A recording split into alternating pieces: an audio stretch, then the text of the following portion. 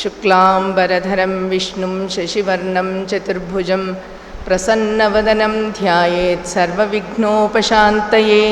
गुरुब्रह्मा गुरुर्विष्णुः गुरुर्देवो महेश्वरः गुरुः साक्षात् परं ब्रह्म तस्मै श्रीगुरवे नमः। भारती करुणापात्रं भारती पदभूषणं भारती पदमारूढं भारती तीर्थमाश्रये।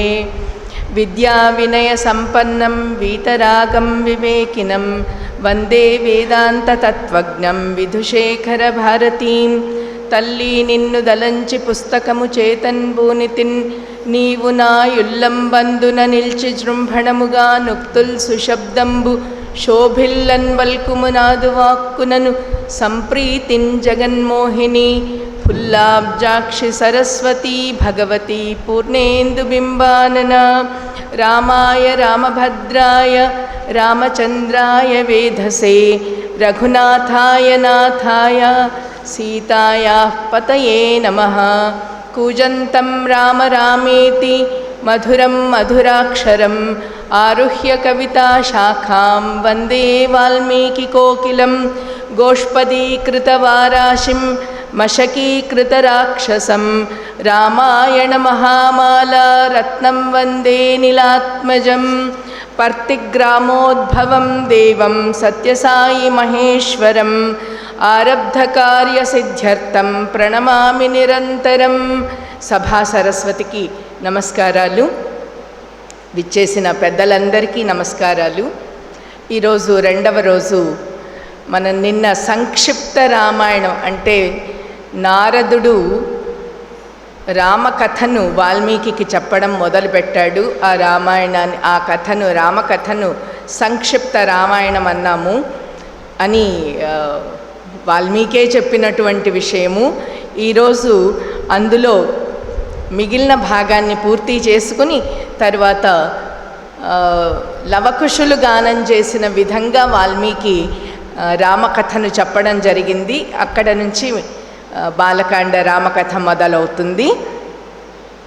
నిన్నటి వరకు నిన్న ప్రకృతీనాం హితైర్యుక్తం ప్రకృతి ప్రియకామ్యయా యవ్వరాజ్యేన సంయోక్తం ఐచ్ఛత్ ప్రీత్యా మహీపతి అక్కడి వరకు నిలిపాం। అంటే ప్రజలకు, ప్రకృతి అంటే ప్రజలన్నమాట।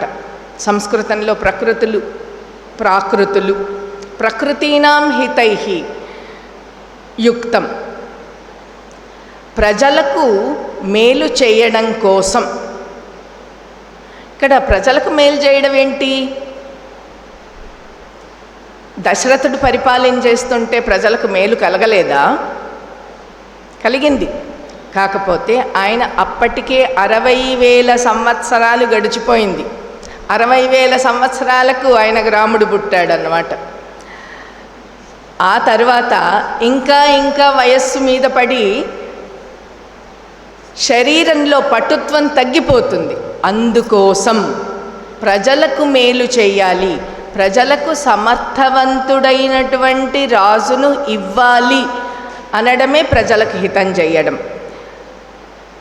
ప్రకృతి ప్రియకామ్యయ, ప్రకృతికి అంటే ఇక్కడ ప్రజలు ప్రకృతి రెండు కూడాను। ప్రకృతి ప్రియకామ్యయ, ప్రకృతికి మేలు ఆనందాన్ని ప్రియాన్ని చేకూర్చాలి అనేటువంటి ఆలోచనతో దశరథుడు రామునకు పట్టాభిషేకం చేయాలనుకున్నాడు, యువరాజుగా పట్టాభిషేకం చేయాలనుకున్నాడు।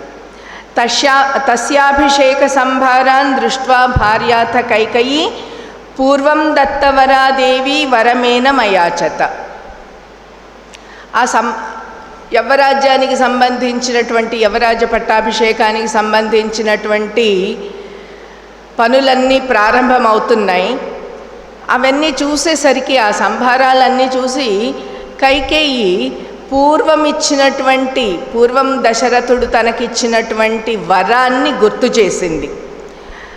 ఆ వరాలను ఆవిడ ఈ విధంగా అడిగింది, వివాసంచ రామస్య భరతస్యాభిషేచనం। ఆ రెండు వరాలు ఏమిటి, ఇప్పుడు ఎందుకు అడుగుతుంది అంటే తనకు వరం ఇచ్చినాడు, ఆ వరాన్ని దశరథుడు ఇవ్వాల్సిన అవసరం ఉంది. లేకపోతే దశరథునికి ప్రతిజ్ఞాభంగ దోషం ఏర్పడుతుంది. అట్లా ఏర్పడకూడదు అనేటువంటి ఉద్దేశంతోనే ఆవిడ తన కొడుకు పట్టాభిషేకం చేయమనింది, రాముణ్ణి వనవాసానికి పంపమనింది. దీనికి చాలా కారణాలు, చాలామంది తెలుగు కవులు రకరకాల కారణాలను ఊహించి చెప్పారు. ఇంకా ప్రతిమా నాటకమని భాసుడు రాసినటువంటి మొట్టమొదటి నాటకకర్త ఆయన. సంస్కృత కావ్యంలోని, సంస్కృత సాహిత్య చరిత్రలో మొదటి నాటకకర్త ఆయన. అంటాడు, ఏం లేదు, ఆ రోజున శాపం ఇచ్చాడు దశరథుడికి. ఆ దశరథుడి శాపం తీరాలి, మునిశ్రేష్ఠుడి శాపం ఫలించాలంటే రాముడు ప్రాణత్యాగం చేయాల్సి ఉంటుంది. అంటే నాలాగానే నీవు కూడా పుత్రశోకంతో మరణిస్తావని చెప్పాడు. అందుకు అటువంటిది జరగకూడదు. రామాయణ కల్పవృక్షంలో కూడాను కైకేయికి రాముడంటే ప్రాణం. భరతుడి కంటే కూడాను రాముణ్ణే ఎక్కువగా లాలించి ఆలించి పాలించి దగ్గర తీసుకున్నటువంటి వ్యక్తి ఆమె. దశరథుడికి ఇటువంటి ఆపద రాకూడదు. ఏ కారణం చేతనైతే మునిశాపం ఫలిస్తుందో ఆ కారణం కలగకూడదు, దానికి అంతరాయం ఏర్పడాలి. ఏమన్నాడు? పుత్ర వియోగం చేత. అందుకు భాస నాటకంలో భరతుడు అడుగుతాడు, భరతుడు తల్లిని చాలా నిందిస్తాడు. ఆ తర్వాత ఎందుకమ్మా ఇలా చేశావన్నప్పుడు ఆవిడ చెప్తుందన్నమాట, పుత్ర వియోగము అన్నాడు, పుత్ర మరణం అనలేదు. ఆ వియోగం కల్పించడాని కోసం రాముణ్ణి దూరంగా పంపించాలనుకున్నాను నేను అంటే భరతుడు అడుగుతాడు, మరి 14 సంవత్సరాలు ఎందుకన్నావంటే, పొరపాటున నోరు జారి అట్లా చెప్పాను నాయన, 14 దినాలు అనడం పోయి 14 సంవత్సరాలు అన్నాను అని చెప్తుంది. తల్లి యొక్క ఉద్దేశాన్ని తెలుసుకుని భరతుడు అప్పుడు ఆవిడకు క్షమాపణ చెప్పుకుంటాడన్నమాట. ఇక్కడ భరతస్యాభిషేచనం. మరి భరతుడికి ఎందుకు రాజ్యాభిషేకం చెయ్యాలి? రాముడి తరువాత వయసులో పెద్దవాడు భరతుడే. అందుకని రాజ్యం లేక, ఇప్పుడు ఆవిడకు తెలుసు రాముడి వియోగం చేత దశరథుడు తను జాలిస్తాడు. అటువంటప్పుడు రాజ్యము అరాజకమవుతుంది. రాజు లేకుంటే ప్రజల యొక్క పాలన సంరక్షణ అవన్నీ చూసేవాళ్ళు ఎవరు ఉండరు. అందుకోసం ముందుగానే ఆవిడ భరతుని యొక్క పట్టాభిషేకానికి పట్టాభిషేకాన్ని కోరింది, వరంగా కోరింది అన్నమాట. ఇప్పుడు దశరథునిలో ఘర్షణ మొదలైంది. ససత్యవచనాద్ రాజా ధర్మపాశేన సంయుతః వివాసయామాస సుతం రామం దశరథం ప్రియం. ఒకటి సత్యవచనం, 2 ధర్మపాలన. ఇక ఇవి 2 ధర్మపాలన, సత్యధర్మాలు 2 జంటగా ఉంటాయి, ఒకదాన్ని విడిచి ఒకటి ఉండవు. వాటి రెండిటికి అవినాభావం అన్నమాట. నిన్న కూడా చెప్పుకున్నాం, ఒకటి ఆచరణ రూపమైతే ఒకటి వాగ్రూపమని. అందుకు ఆ సత్యవచనం కోసం ధర్మ పాశం చేత అంటున్నాడు కవి. అంటే ధర్మం అనే పాశం చేత బంధింపబడినట్టుగా అనుభూతిని చెందాడు, ఆ బాధను అనుభవిస్తున్నాడు. ఎవడైనా పాశబద్ధుడైనప్పుడు తాళ్లతో కట్టేస్తే ఎంత బాధగా ఉంటుంది. ఇక్కడ ప్రియసుతుడైనటువంటి రాముణ్ణి పంపించాలి. ఇక్కడ పుత్ర వ్యామోహం. దశరథుడు విశ్వామిత్రుని వెంట రాముణ్ణి పంపించాలన్నప్పుడు కూడా ఇటువంటి వేదననే పొందాడన్నమాట. అంటే 60,000 సంవత్సరాల తరువాత యజ్ఞయాగాదులు చేసి భగవంతుని అనుగ్రహంతో పుట్టినటువంటి కుమారుణ్ణి, పైగా సామాన్యమైన కుమారుడు కాదు ఆయన, అందరికీ ప్రియదర్శనుడైనటువంటి వాడు, సద్గుణ సంపన్నుడైనటువంటి వాడు.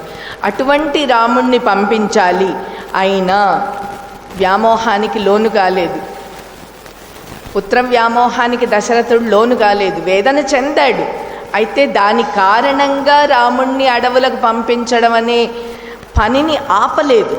కాబట్టి సత్యవచనము, ధర్మపాశం ఈ రెండింటికి బద్ధుడై వ్యామోహాన్ని పక్కన పెట్టి, పుత్ర వ్యామోహాన్ని పక్కన పెట్టి రాముణ్ణి అడవులకు పంపించాడు.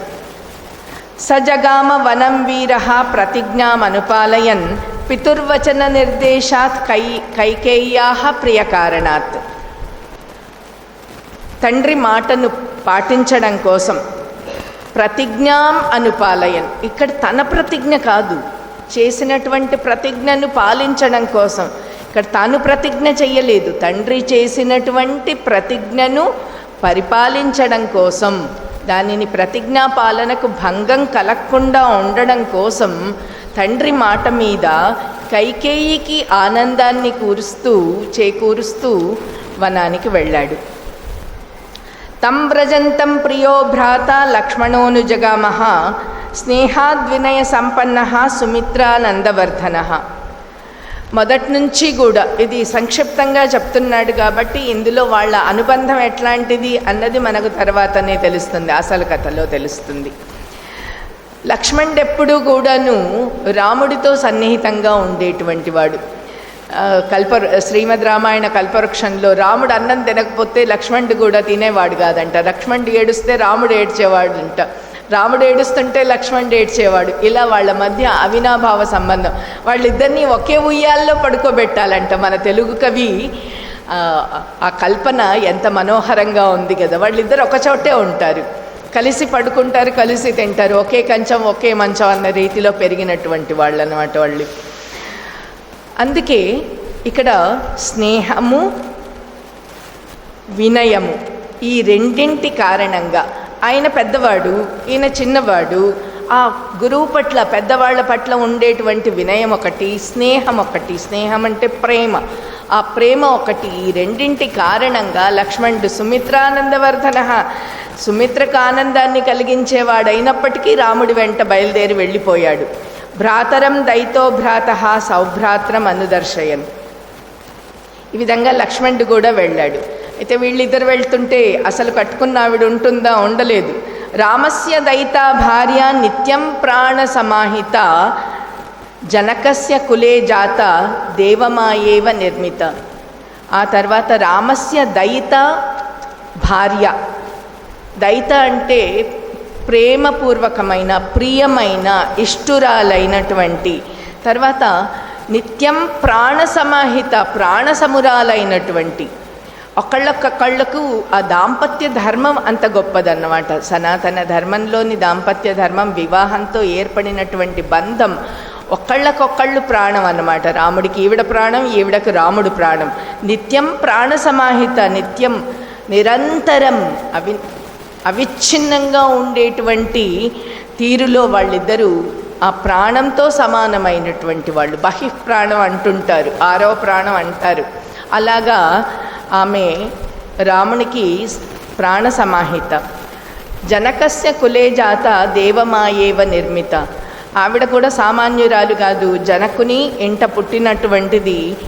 దేవమాయ అన్న పదానికి దేవతల అందరి యొక్క శక్తి రూపు కట్టితే, దేవతల అందరూ కూడా, దేవతల అందరి యొక్క దివ్యమైనటువంటి శక్తి ఏదైతే ఉందో అదంతా కూడాను ఒక రూపాన్ని ధరిస్తే, ఒక ఆకారాన్ని ధరిస్తే ఎంత తేజోవంతంగా ఉంటుందో అంత తేజోవంతమైనటువంటిది, దివ్య శక్తి సంపన్నురాలైనటువంటిది దేవమాయ లాగా నిర్మింపబడింది, అంటే సృష్టింపబడింది భగవంతుని చేత.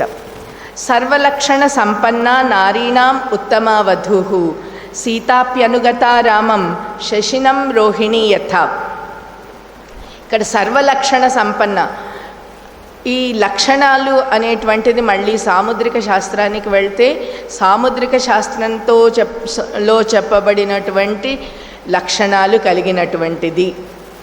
లక్షణంగా ఉంది అమ్మాయి అంటుంటారు, అంటే చూడచక్కగా ఉంది అనేటువంటి మామూలు మనం వ్యవహారంలో మాట్లాడుతున్నాం. ఆ లక్షణంగా ఉంది అంటే అన్ని విధాల తగిన విధంగా ఉంది. కాబట్టి అటు శాస్త్ర ప్రకారమైన, ఇటు మనం వ్యావహారికంగా తీసుకున్న చక్కని ఆకారం కలిగినటువంటి ఆమె రాముణ్ణి అనుసరించింది. ఎట్లాగా? శశినం రోహిణీ యథ. చంద్రుణ్ణి రోహిణి నక్షత్రం అనుసరించినట్లుగా అనుసరించింది. ఈ విషయం మనకు చాలా చోట్ల చెప్తాడు. మనకు జ్యోతిష్ శాస్త్రంలో చంద్రుడికి రోహిణికి చాలా దగ్గరితనం ఉంటుంది.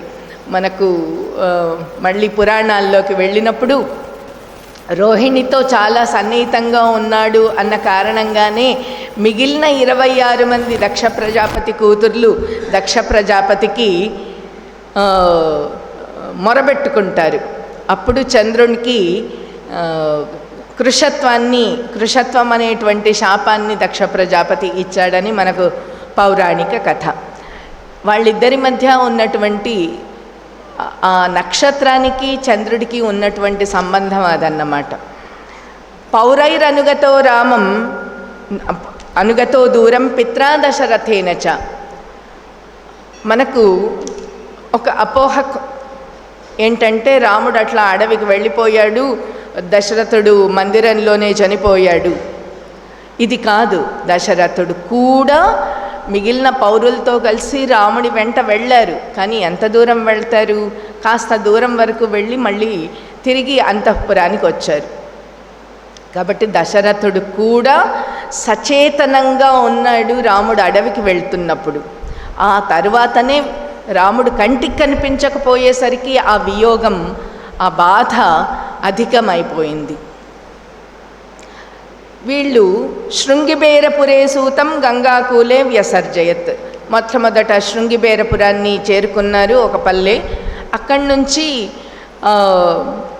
గంగను దాటి వాళ్ళు వెళ్ళారు గుహుని యొక్క సహాయంతో.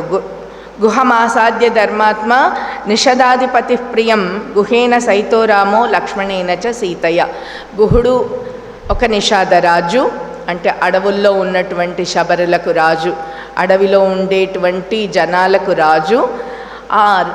అతని యొక్క సహాయంతో గంగను దాటి ముగ్గురు మళ్ళీ అడవుల్లోకి ప్రవేశించారు. తేవనేన వనం గత్వా నదీం స్థీత్వా బహూదకాః చిత్రకూటమనుప్రాప్య భరద్వాజస్య శాసనాత్ రమ్యమావసతం కృత్వా రమమాణ వనే త్రయః దేవగంధర్వ సంకాశాః తత్ర తే న్యవసన్ సుఖం. తే వనేన వనం గత్వా. ఇక్కడ వన శబ్దం 2 సార్లు ప్రయోగమైంది. మరి వనం అంటే అడవి. తే వనేన వనం గత్వా అంటే వనం అంటే నీరు అని మరొక అర్థం ఉంది. నీటి ద్వారా వనంలోకి ప్రవేశించారు. అంటే గంగా నదిని బహూదకమైనటువంటి, అంటే సమృద్ధంగా నీళ్ళు ఎక్కడా శుష్కించిపోలేదు, నది ఎండిపోలేదు, బాగా సమృద్ధంగా ప్రవాహం ఉంది. బహూదకం, ఉదకం అంటే నీరు, చాలా సమృద్ధమైనటువంటి నీటితో కూడిన ఆ గంగా నదిని నది ద్వారా వనేన, ఆ నది ద్వారా వనంలోకి ప్రవేశించారు. అక్కడ చిత్రకూటం అనే ప్రాంతాన్ని చేరుకున్నారు. ఆ చిత్రకూటంలో భరద్వాజ మహర్షి ఉన్నాడు. ఆ భరద్వాజుని యొక్క శాసనాత్, ఆదేశం మేరకు అక్కడ అందమైనటువంటి రమ్యం ఆవసతం, ఆవసతం నివాసం, అందమైన నివాసాన్ని ఏర్పాటు చేసుకుని దేవగంధర్వల్లాగా వాళ్ళతో సమానమైనటువంటి తేజస్సు కలిగినటువంటి ఈ ముగ్గురు కూడా అక్కడ నివాసం ఉంటున్నారు. చిత్రకూటం గతే రామే పుత్రశోకాతురస్తథా రాజా దశరథ స్వర్గం జగామ విలపన్ సుతం. ఈ వీళ్ళిక్కడ చిత్రకూటం చేరిన తరువాత అప్పటికి ఎన్ని రోజులు పట్టింటుంది. అయోధ్య నుండి చిత్రకూటానికి వెళ్ళాలి గంగా తీరాన్ని దాటి. అప్పటికి ఇంక బాధ భరించలేకపోయినాడు దశరథుడు. ఆ పుత్ర శోకాన్ని భరించలేక స్వర్గానికి వెళ్ళాడు. మృతేతు తస్మిన్ భరతో వశిష్ఠ ప్రముఖైర్ద్విజైః నియుజ్యమానో రాజ్యాయ నైచ్ఛద్ రాజ్యం మహాబలః. దశరథుడి మరణానంతరం రాజ్యం అరాజకం అవుతుంది. రాజు లేకుంటే క్షేమం లేదు రాజ్యానికి, ప్రజలకు. అందుకు వశిష్ఠుడు మొదలైనటువంటి ముఖ్యులైనటువంటి వాళ్ళందరూ కూడాను భరతుడికి రాజ్యాభిషేకం చెయ్యాలనుకున్నారు. అయితే కైకేయీసుతుడైనటువంటి ఆ భరతుడు నాకు రాజ్యం వద్దు, నా ఇచ్చత్ నాకు వద్దు రాజ్యం అని. నియుజ్యమానః అపి, వాళ్ళందరూ కూడా నియోగిస్తుంటే కూడా నువ్వు రాజ్యం చెయ్యాలి అని వాళ్ళు చెప్తుంటే కూడా నాకు రాజ్యం అక్కర్లేదన్నాడు. అక్కర్లేదని వెంటనే ఏం చేశాడు? సజగామ వనం వీరః రామపాద ప్రసాదకః, రాముడికి రామపాద ప్రసాదకః, రాముని యొక్క పాదాలను అనుగ్రహానికి, పాదాల యొక్క అనుగ్రహానికి అంటే రాముడికి నమస్కరించి, ప్రసాదం అంటే ఆశీర్వచనాన్ని తీసుకోవాలి. ఇక్కడ వెంటనే ఆయన పాదుకలు అడగలేదన్నమాట. రాముడికి కాళ్ళకు దండం పెట్టి రావయ్యా నీవు రాజ్యానికి అని వేడుకోవడం కోసం భరతుడు రాముడి దగ్గరికి వెళ్ళాడు. గత్వాతు సుమహాత్మానం రామం సత్యపరాక్రమం అయాచత్ భ్రాతరం రామం ఆర్యభావ పురస్కృతః. ఆర్యుడు అంటే పూజ్యుడని, నిన్న పూజనీయుడైనటువంటి వాడని చెప్పుకున్నాం. ఆ పూజనీయుడైనటువంటి రాముణ్ణి, పెద్దవాడైనటువంటి, తనకంటే పెద్దవాడైనటువంటి రాముణ్ణి, సత్యపరాక్రముడైనటువంటి రాముణ్ణి మళ్ళీ వచ్చేసేయి అని అయాచత్ వేడుకున్నాడు, అడుక్కున్నాడు. అయ్యాన్ని వచ్చేసేయి రాజ్యానికి అని అడుక్కున్నాడు. కానీ రాముడు దృఢవ్రతుడని నిన్న చెప్పుకున్నాం. కాబట్టి త్వమేవ రాజా ధర్మ్య ఇతి రామం వచోబ్రవీత్. భరతుడు అన్నాడు, రామ నిజానికి శాస్త్ర ప్రకారం అయితే నువ్వే రాజువి. అయితే రాముడు మాత్రం ఒప్పుకోలేదు. రామోపి పరమోదారః సుముఖః సుమహాయశః నచ ఇచ్చత్ పితురాదేశాత్ రాజ్యం రామో మహాబలః. రాముడు కూడా చాలా ఉదారుడంట. రామోపి పరమోదారః, చాలా ఉదార స్వభావం కలిగినటువంటి రాముడు. సుముఖః, ఇక్కడ అంగీకారము అనేటువంటి అర్థాన్ని కూడా తీసుకోవచ్చు. ఏం అంగీకరించినాడు? తండ్రి చెప్పినటువంటి దాన్ని అంగీకరించినాడు. భరతుడు అడిగిన దాన్ని అంగీకరించలేదు. ఎందుకంటే సుమహాయశాహ, చాలా ఆయనకు చాలా గొప్ప కీర్తి లభించబోతోంది రావణ సంహారం వల్ల. గొప్ప కీర్తి కలిగినటువంటి, ఇంతవరకు ఆయనకు ప్రత్యేకించి యుద్ధాలు ఏమీ చెయ్యలేదు, ఇంకొకటి చెయ్యలేదు. ఇంకా ఆయన కీర్తి రావడానికి కారణం లేదు. రాబోయే విషయాన్ని సూచన ఇక్కడ. సుమహాయశాహ,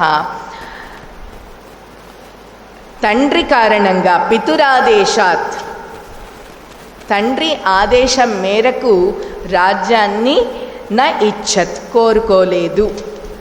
అంటే రాముడు కూడా దృఢవ్రతుడు, పితృవాక్య పరిపాలకుడు కాబట్టి నాకు కూడా రాజ్యం వద్దన్నాడు. ఈయన చూస్తే ఈయన నాకు రాజ్యం వద్దన్నాడు, ఆయన చూస్తే ఆయన నాకు రాజ్యం వద్దన్నాడు. అది త్రేతాయుగం కాబట్టి. మరి ఇప్పుడైతేనా రాజ్యం కోసం హత్యలు మరోటి చేసుకుంటున్నటువంటి కాలం. ఈ భగవాన్ సత్యసాయిబాబా వారు ఒక చిన్న కథలో భారతీయ సంస్కృతిలోని గొప్పతనాన్ని గురించి ఒకసారి చెప్పారు. అలెగ్జాండరు భారతదేశంలోకి వచ్చినప్పుడు, దండయాత్ర చేసి భారతదేశానికి వచ్చినప్పుడు ఆయన అట్లా వెళ్తుంటే ఒకచోట ఇద్దరు తగవలాడుతున్నారట. తగవలాడము భూమి కోసం కాదు, నాది కాదంటే నాది కాదని చెప్పడం కోసం. ఎందుకంటే ఒక రైతు పొలాన్ని ఇంకొక రైతుకు అమ్మినాడు. ఒక రైతు పొలాన్ని ఇంకొక రైతుకు అమ్మినాడు. ఆ కొన్న రైతు అందులో వ్యవసాయం చేస్తుంటే లంకె బిందెలు కనబడ్డాయట, బయటపడ్డాయి. ఈ భూమి నాకు అమ్మినప్పుడు లంకె బిందెలను అమ్మలేదు కదా ఆ రైతు అనుకుని, నాయన ఈ బిందెలు, ఈ లంకె బిందెలు నీవే, ఇందులో ఉన్నటువంటి ధనం అంతా కూడా నీదే అని చెప్తే, లేదు లేదు నేను అమ్మేశాను కాబట్టి ఈ భూమి మీద నీకే సర్వాధికారాలు ఉన్నాయి కాబట్టి ఈ భూమి నీదే అన్నట్ట. ఇద్దరూ కలిసి గ్రామాధికారి దగ్గరికి వెళ్ళాడు. అయితే అమ్మిన వ్యక్తికి ఒక కూతురుంది, కొన్న వ్యక్తికి ఒక కొడుకున్నాడు. గ్రామాధికారి చాలా చక్కగా నేర్పరి తనంతో ఏముందయ్యా ఆ అమ్మాయికి ఎట్లాగో ఆ కుండలు లంకె బిందెల అమ్మాయికే చెందుతాయి కదా, రేపు పొద్దున పెళ్లి చేస్తే ఇవ్వాల్సి వస్తుంది కదా, కాబట్టి ఆ అమ్మాయిని నీ కొడుకు చేసేసుకో, ఆ లంకె బిందెలు నీకు మీ బియ్యకుడు కన్యాదానంతో పాటు ఇచ్చినట్టు అవుతుంది అంటట. అది చూసి అలెగ్జాండరు ఇదా భారతీయ ధర్మము, ఇదా సనాతన ధర్మము అని ఆశ్చర్యపోయి ఆయనకు భారతదేశం పట్ల చాలా గౌరవం ఏర్పడిందట. అట్లాగా వీళ్ళిద్దరూ ఇప్పుడు నాకొద్దని రాజ్యాన్ని వద్దనుకుంటున్నారు.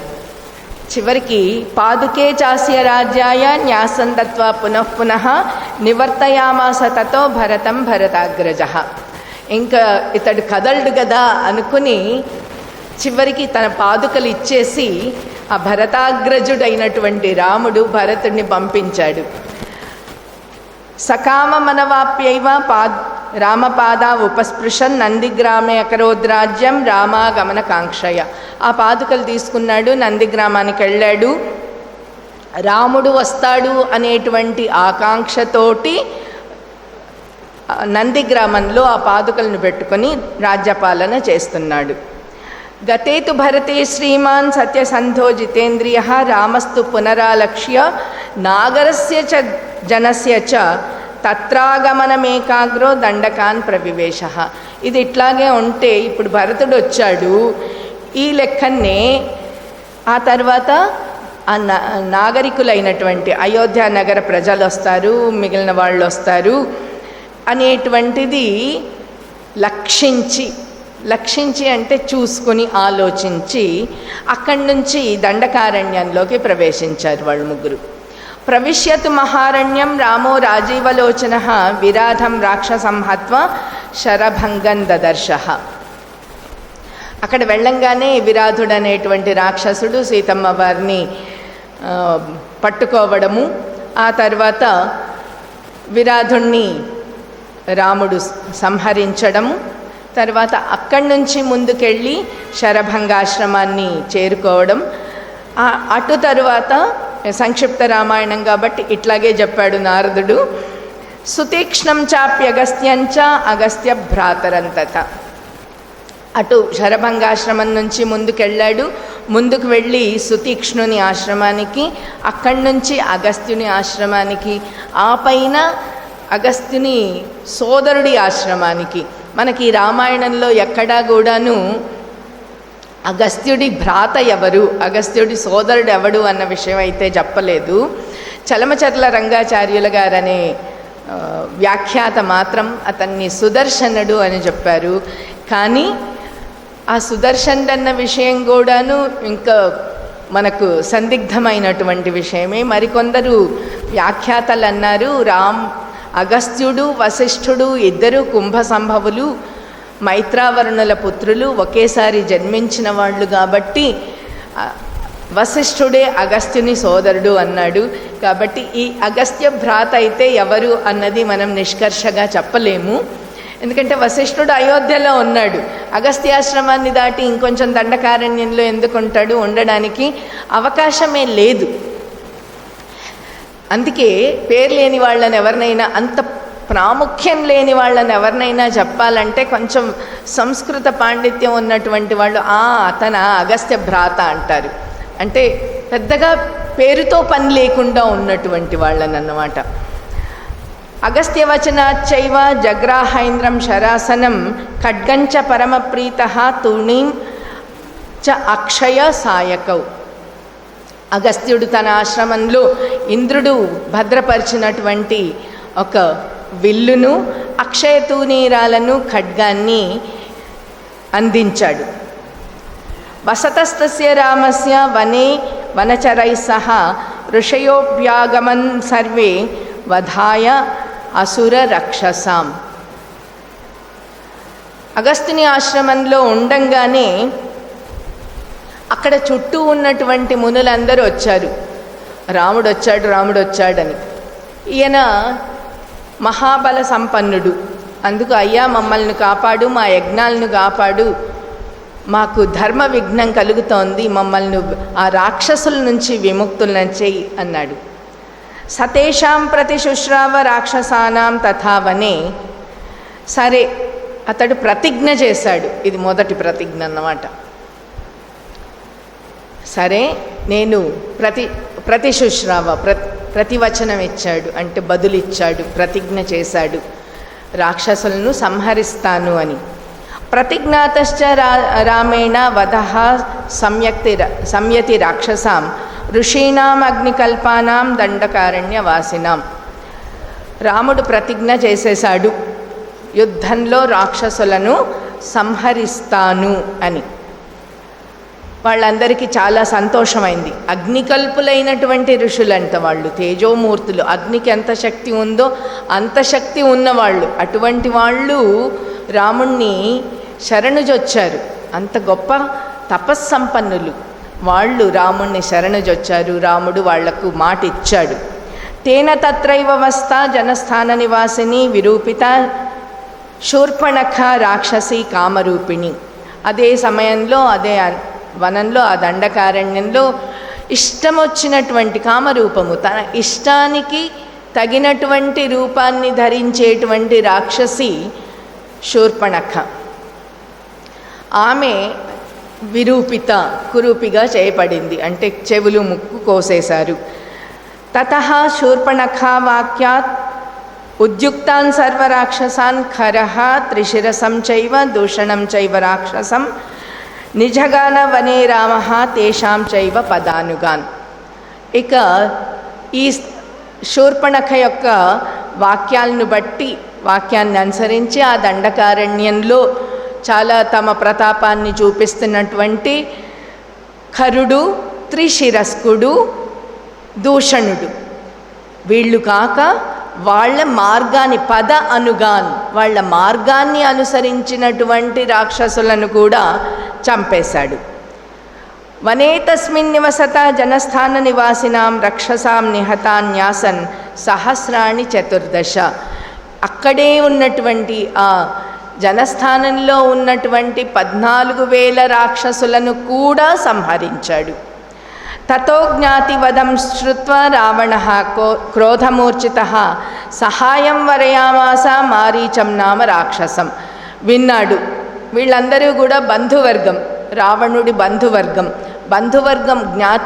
జ్ఞాతుల యొక్క బంధువర్గం యొక్క చావును విని రావణాసురుడికి చాలా కోపం వచ్చింది. వెంటనే మారీచుని యొక్క సహాయాన్ని అర్థించినాడు. కానీ వార్యమాణ సుభాషో మారీచైన సరావణః న విరోధో బలవత క్షమో రావణ తేనతే అని వారించినాడు. అయ్యా, ఎందుకంటే అప్పటికే, అంటే శూర్పణఖ వాళ్ళ బంధువర్గము అంతా చనిపోయేప్పటికే మారీచుడికి రాముడి యొక్క బలపరాక్రమాలు ఎంతటివో తెలుసు. అందుకే అయ్యా రాముడితో మాత్రం పెట్టుకోవద్దు అని చెప్తారన్నమాట. కానీ ఆయన వినలేదు, రావణాసురుడు వినలేదు.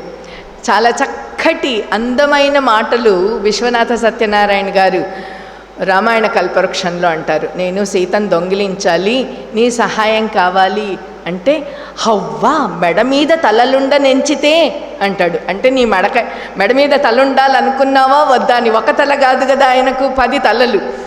అంటే సాధారణంగా మెడ మీద తలకాయ ఉన్నవాడు ఎవడైనా ఈ పని చేస్తాడా అంటారు. ఏదైనా ఒక వివేకరహితమైనటువంటి, వివేకం లేకుండా చేసే పనికి నీకు మెడ మీద తలకాయ ఉందా అంటారు. చక్కటి ఆ తెలుగు నుడికారాన్ని కల్పవృక్షంలో విశ్వనాథ సత్యనారాయణ గారు ప్రయోగించారన్నమాట. అది కూడా హవ్వా అంటాడు. అంటే అంత ఆశ్చర్యంగా మెడ మీద తలలు ఉండనెంచితే అంటాడనమాట. తలలుండనెంచితే అంటాడు. ఒక తల కాదు కదా, 10 తలలు ఉండాలనుకుంటున్నావా, అసలు నీకు మెడ మీద తలలు ఉండాలనుకుంటున్నావా లేదా అని. పాపం మారీచుడు చెప్పినా రావణుడు వినలేదు. ఎందుకంటే పోయే కాలం వస్తే ఇంకెవడు వింటాడు కాబట్టి ఏమీ వినలేదు. అనాదృత్యత తద్వాక్యం రావణః కాలచోదితః జగామసః మారీచః తస్యాశ్రమ పదం తథా. కాలచోదితః, కాలం అట్లా ఉంది చెప్పాం కదా, ఇప్పుడే అనుకున్నాం. పోయే కాలం వచ్చినప్పుడు శ్రేయోభిలాషుల మాటలు బుర్రకెక్కవన్నమాట. అనాదృత్య, ఆదరించలేదు, మారీచుని మాటను ఆదరించకుండా, అతని పట్ల గౌరవం లేకుండా మహామొండి, నేను అనుకున్నది సాధించాలి. దీంతో దానికి కారణం కాలచోదితుడు. కాలుడు అంటే యమధర్మరాజు కావచ్చు, కాలం కావచ్చు, ఇద్దరు కాలస్వరూపులే. కాలం చేత ప్రేరేపింపబడినటువంటి వాడే. తేన మాయా వినా దూరం ఉపవాహ్య నృపాత్మజౌ జహార భార్యాం రామస్య గృధ్రం హత్వా జటాయుషం. రామ లక్ష్మణులిద్దరినీ దూరం పంపించేసి ఆ సీతను అపహరించి దారిలో అడ్డగించినటువంటి జటాయువును కూడాను హతమార్చినాడు. గృధ్రం చ నిహతం దృష్ట్వా హృతాం శ్రుత్వా చ మైథిలీం రాఘవః శోకసంతప్తో విలలాపాకులేంద్రియః. విషయం తెలుసుకున్నాడు రాముడు, సీతను అపహరించేశారు అని. ఎవరి ద్వారా? జటాయు ద్వారా. జటాయువు మరణించడం, అతని ఆ జటాయువుకు కొన ప్రాణంలో ఉండగా ఫలానా వాడు నీ భార్యను తీసుకుని వెళ్ళాడు అన్న విషయం తెలిసింది. తర్వాత మనసంతా రాముడికి వికలమైపోయింది, శోకం ఏర్పడింది. నిన్న చెప్పుకున్నాం అదైన్యము. రాముడికి ఎప్పుడు దైన్యం లేదు, ఎంత కష్టం వచ్చినా దీనత్వం అన్నది లేదు. మరి ఇప్పుడు శోకసంతప్త విలలాపాకులేంద్రియ అన్నాడు. ఎందుకు శోకం కలిగింది, ఎందుకు ఏడ్చాడు? ఇక్కడ మళ్ళీ మనం ఆత్మానం మానుషం మన్యే అన్న విషయాన్ని గుర్తు తెచ్చుకోవాల్సి ఉంటుంది. సాధారణమైన మానవులు ఎట్లా ప్రవర్తించినారో అట్లా ప్రవర్తించినాడు. రెండవది, విష్ణుమూర్తికి చాలా సహజం లక్ష్మికి దూరంగా ఉండడం అన్నమాట. ఎన్నిసార్లు పాపం ఆయన వైకుంఠము, ఆమె భూమి మీద ఉండడాలు. కాబట్టి తన యొక్క మాయామానుషత్వంతో ఆయనకు సంబంధం లే, కేవలం ఇప్పుడు మానుషత్వాన్ని తీసుకున్నాడు, స్వీకరించినాడు. కాబట్టే సాధారణ మానవుని వలె వికలమైన మనస్కుడు అయినాడు. తతస్తేనైవ శోకేన గృధ్రం దగ్ధ్వా జటాయుషం మార్గమాణో వనే సీతాం రాక్షసం సందదర్శ కబంధం నామరూపేణ వికృతం ఘోరదర్శనం. దారిలో జటాయుకు అంత్యక్రియలు చేసి, ఎందుకంటే వాళ్ళ తండ్రికి స్నేహితుడు జటాయువు, అందుకోసం తండ్రి స్నేహితుడు, తండ్రితో సమానమైనటువంటి వాడు కాబట్టి ఆయనకు ఇక్కడ రాముని యొక్క సమత్వం ఎటువంటిది అనేటువంటిది తెలుస్తుంది. ఇక్కడ పక్ష మనిష అన్నటువంటిది ఆలోచించలేదు. ఆయన సమదృష్టికి, సమత్వానికి, సమభావనకు ఇదే నిదర్శనం. ఆ తర్వాత దారిలో ఒక బంధుణ్ణి చూశాడు, వికృతమైనటువంటి రూపం కలిగినటువంటి వాణ్ణి. ఆ కబంధుణ్ణి కూడాను హతమార్చేశాడు. తర్వాత అతని మార్గదర్శనం మేరకు శబరి ఆశ్రమానికి వెళ్ళాడు.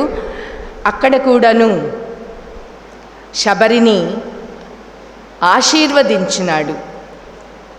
ఆ తరువాత శబరి మాట ప్రకారం శబర్యాః పూజితః సమ్యక్ రామో దశరథాత్మజః పంపాతీరే హనుమతా సంగతో వానరేణః హనుమద్వచనాచ్చైవ సుగ్రీవేణ సమాగతః. ఆ తర్వాత ముందుకెళ్ళాడు, హనుమంతుని కలుసుకున్నాడు, సుగ్రీవుని చేత మైత్రిని పొందినాడు. సుగ్రీవుడికి కూడా సుగ్రీవాయచ తత్సర్వం శంసద్రామో మహాబలః ఆదితస్తత్ యథావృత్తం సీతాయాశ్చ విశేషతః. మొట్టమొదటి నుంచి సుగ్రీవుడికి కథను చెప్పాడు. సుగ్రీవుడు కూడా తన కథనంతా చెప్పుకున్నాడు. సుగ్రీవశ్చాపి తత్సర్వం శ్రుత్వా రామస్య వానరః చకార సఖ్యం రామేణ ప్రీతః చైవ అగ్నిసాక్షికం. అగ్నిసాక్షిగా స్నేహం చేశాడు. ఈ అగ్నిసాక్షిగా మనకు తెలిసినటువంటిది, అగ్నిసాక్షిగా వివాహంలో భార్యాభర్తలు అంటే వాళ్ళ మధ్య బంధం దృఢంగా ఉంది. ఇక్కడ అగ్నిసాక్షికమైనటువంటి స్నేహం చేశాడు అని చెప్తున్నాడు. కవి. అంటే వాళ్ళ స్నేహం దృఢమైనటువంటిది, బలమైనటువంటిది. అగ్ని యొక్క సాక్షాత్కారంలోనే, ఆయన యొక్క సన్నిధిలోనే ఈ మైత్రి జరిగింది అంటే అది దాని యొక్క దృఢత్వం, ఎంత గొప్ప స్నేహం వాళ్ళిద్దరిది అనేటువంటి విషయం చెప్పడం కోసమే ఈ విషయాన్ని మనకు ప్రస్తావించడం జరిగింది. తతో వానరరాజైన వైరాను కథనం ప్రతి రామాయావేదితం సర్వం ప్రణయాద్ దుఃఖితేన చ. సుగ్రీవుడు కూడా తన విషయాన్నంతా కూడా చెప్పుకున్నాడు. ప్రతిజ్ఞాతంచ రామేణ తదా వాలి వధం ప్రతి వాలినశ్చ బలం తత్ర కథయామాస వానరః. వెంటనే రాముడు అన్నాడు, నేను ప్రతిజ్ఞ చేస్తున్నాను, వాలిని, నీకు దుఃఖాన్ని కలిగించినటువంటి, అధర్మాన్ని ఆచరించినటువంటి వాలిని తప్పకుండా చంపేస్తానన్నాడు. కానీ అక్కడ వాలి యొక్క గొప్పతనాన్నంతా కూడా వివరంగా చెప్పాడు. వివరంగా చెప్పడమే కాదు, రాముడు ప్రతిజ్ఞ చేస్తే సుగ్రీవుడికి వెంటనే నమ్మకం కుదరలేదు. సుగ్రీవ శంకితశ్చాసిత్ నిత్యం వీర్యేణ రాఘవి. రాఘవుని పరాక్రమం పట్ల ఆయనకు నమ్మకం కలగలేదు. ప్రతిజ్ఞ అయితే చేశాడు, కానీ ఇది ఎంతవరకు నమ్మదగింది? ఎందుకంటే వాలి చాలా బలవంతుడైనటువంటి వాడు. అందుకే రాఘవ ప్రత్యార్థంతు దుందుబే కాయముత్తమం దర్శయామాస సుగ్రీవో మహాపర్వత సన్నిభం. ఎందుకైనా మంచిది, ఈయన చేయగలడో లేదో ఒకసారి చూసుకుందామని దుందుబి శరీరం, పర్వతంలా పడి ఉన్నటువంటి దుందుబి శరీరాన్ని చూపించాడు. చూపిస్తే అట్లా కాలి గోటితో అంత దూరాన పడేశాడు. ఉత్స్మయిత్వా మహాబాహు ప్రేక్ష చ అస్తి మహాబలః పాదాంగుష్టేన శిక్షేప సంపూర్ణం దశయోజనం. ఒక్కసారి కాలి గోటితోటి 10 యోజనాల దూరంలో పడేశాడు. ఆ తర్వాత బిభేద చ పునఃసాలాన్ సప్తైకేన మహేషుణ గిరిం రసాతలం చైవ జనయన్ ప్రత్యయం తథా. 7 తాళ వృక్షాలను, తాటి చెట్లను ఒకే ఒక్క బాణంతో దాన్ని పడదోశాడన్నమాట. అప్పటికి రాముడి పట్ల విశ్వాసం కలిగింది సుగ్రీవుడికి. హరి ఓం తత్సత్. స్వస్తి ప్రజాభ్యః పరిపాలయంతాం న్యాయేన మార్గేణ మహిం మహీషాః గోబ్రాహ్మణేభ్యః శుభమస్తు నిత్యం. లోకాః సమస్తాః సుఖినో భవంతు. Thanks for watching. Please comment, like, share and subscribe our channel.